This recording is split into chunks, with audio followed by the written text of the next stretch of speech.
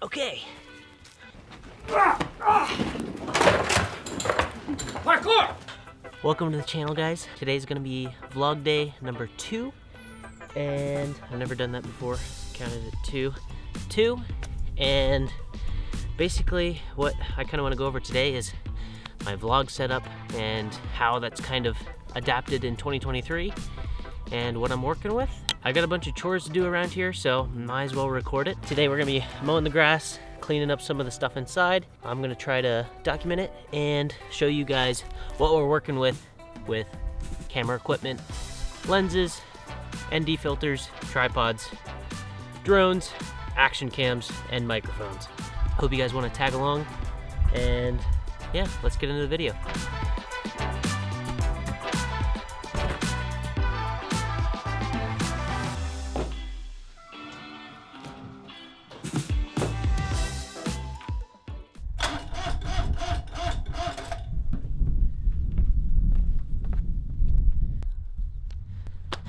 It's always something.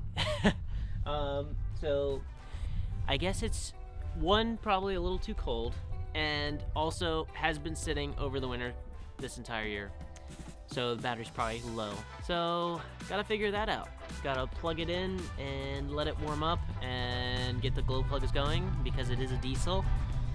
And yeah, so I might be mowing the grass later today.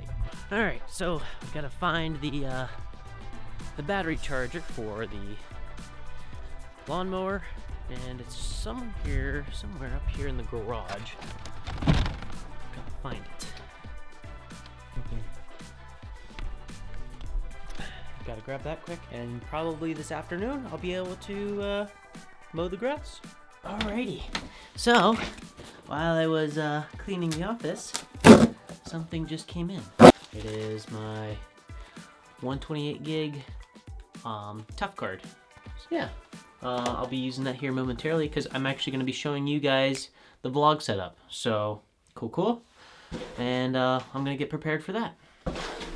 Alrighty, so let's get into what I'm using for vlogging setups in 2023. It's been a while since I have upgraded camera body per se, but the camera body that I am using is the Sony A7 III. That has been my go-to camera for the past couple years now. I bought it brand new when they first came out, and I bought actually a second one because me and my wife are also wedding photographers, and it's just a good hybrid camera. When it first came out, it sold me on a lot of the features that were popular when they first came out. 4K at like 24 frames per second or 30 frames per second, and it has 1080p at 120, which back when this first came out was absolutely mind-blowing. I bought that. It's absolutely been amazing for the past couple years. The only gripe that I have with it is it does not have a flip LCD screen. That is the only bummer. Other than that, it has a 24 megapixel sensor. It's fairly decent in low light. Not the best, but definitely fairly decent. The A7S III is definitely going to be way better in low light. Then on top of it, I've been running the Rode VideoMic Pro. That has been fairly decent. Sometimes I will get a loose cable in here, and sometimes it won't record into the camera, which is somewhat annoying. So I've been thinking about getting the Sony direct mount set up. Not quite sure if it would fit on this hot shoe or not, but I'd have to research that more. For a lens, I'm using 24-105 f4 G series lens. I've had this lens for almost just as long as I've had this camera. It's been super good. The only thing is 24 millimeters isn't as quite as wide as I'd want to be. It's a trade-off because this is something we use for other things as well. It's a good middle ground lens, but definitely not the vlogging lens I would typically want to go for. So that's why I've been doing a lot more locked off shots on tripods and stuff. I haven't been really trying to carry this thing around. So yeah. And then for ND filters, I actually I don't have it on here. So I am using the 5-stop Peter McKinnon Polar Pro ND filter, and I got the 82 millimeter one, and then I just got step-up rings for it.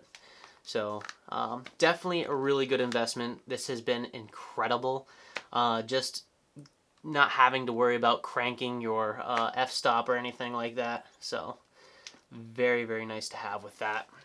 But on the bottom here, I have a Joby mount, and the reason being for this is I looked up a video on like the best hiking like vlog setup, and just something lightweight, quick, and easy to put up. This is something that a guy that I follow on YouTube, I'll put a little shot up here of who he is. I did the exact same setup he had. So this is a carbon fiber Sure tripod, and it is pretty cool and very, very lightweight, super easy to extend the legs, and this has been with me all the way across the country, and everything has been just functioning flawlessly. I've even brought this into the Great Sand Dunes National Park in Colorado, and I had some sand get into certain spots, and it's been absolutely great. I mean, definitely handled it. But I put on top of the legs then a Joby head, so I can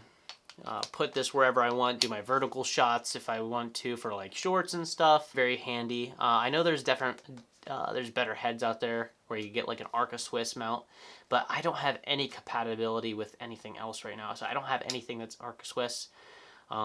Pretty much everything is proprietary. So this is a proprietary mount for this camera. I have my camera right now on a Manfrotto tripod that has a proprietary Manfrotto setup.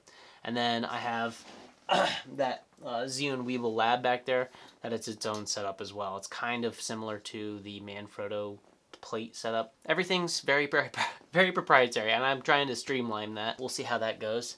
And then for a little action cam, I'm using this as well. Occasionally I'll throw the camera on this little Pixie Mini tripod. This thing really doesn't hold all that much weight, because when I put this setup on that, it'll literally just go.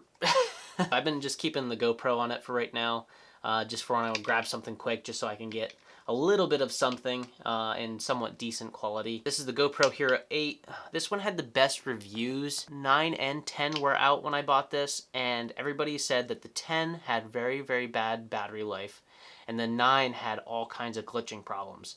So I wanted to avoid all that, and everybody said that the 8 was fairly decent, so I went with the 8. I haven't had a single issue with this thing. This thing has actually been amazing. Highly recommend the GoPro Hero 8. So what I use for a drone, I've had this one for a couple years. I definitely want to upgrade to the newer one that can also do the vertical videos as well, but that's like $1,100 for that one, or $1,200. But when I bought this, was like $400, and this is the DJI Mavic Mini, and this is the first generation one. It's a 2.7K video, I believe 12 megapixel sensor, and yeah, it does all right. The dynamic range isn't that great. It definitely isn't the most high quality video you can get, but it does the job. It gets some fairly decent stuff for what I need done. But yeah, very good all around drone for the money. I would recommend probably going for the Mavic Mini 2, or even the newest one that came out. I believe it's the Mavic Mini, but I think it's the Pro or something like that. That one is pretty legit. But for just quick snippet stuff for like YouTube Shorts and whatnot, I've been using my iPhone 13 Pro Max. And this thing has actually a pretty decent camera on it, especially when you do like cinematic mode and stuff like that. You can tell the difference for sure compared to this, but the ease of use of just being able to upload all your videos and whatnot straight from here, not have to worry about going to my computer, getting the footage, and then doing all that stuff and then uploading. So definitely is a handy tool, just even camera wise. I have the Polar Pro case on this as well. I did not buy any more of the accessories I was going to. Haven't got the chance yet. But definitely recommend the case here for the iPhone 13 Pro Max. Absolutely incredible. That is kind of the gist of my vlogging setup. for 2023 so far, the beginning of this year. Definitely looking to upgrade. We are looking, maybe once we get some stuff sorted out financially, getting into the Sony FX30 potentially, or even getting into another photography camera, more so like the new Sony R5. Definitely looking into that. Yeah, that's kind of where we're at with this, and I'll give some little detail shots of all these things, and also I'm going to use them today as I do some chores around the house. So hope you guys enjoyed the video, and if you tag along for the rest of it, I appreciate that. We are close to my goal of 1,000 subscribers this year, and we just went over 500 subscribers just within this last week, and you guys have been crushing it. I've gotten like 100 and some subscribers just within this past week. So, and I appreciate you guys taking the time to watch the video, and I hope this helped you make some decisions on some different things for vlogging setups. If you have any questions for me on any of this stuff, just let me know in the comment section down below. I'll get back to you as fast as I possibly can, and I will see you guys in the next video. Alright, it is really cold out. Let's go check and see if the lawnmower is ready to go yet.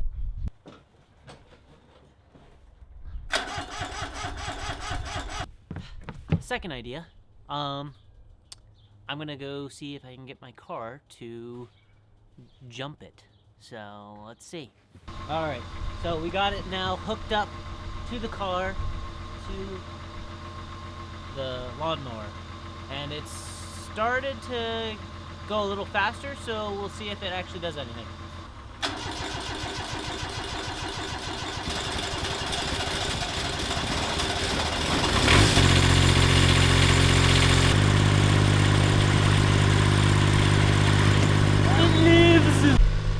Alrighty, and now I can actually start mowing, so I'm gonna get to mowing and cue B-roll.